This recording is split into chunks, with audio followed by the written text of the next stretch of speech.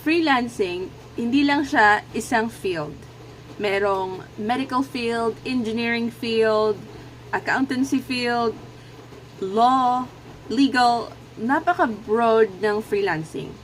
Kung yung natapos mo is nursing, find clients na yung kanilang field of industry is more in the medical field.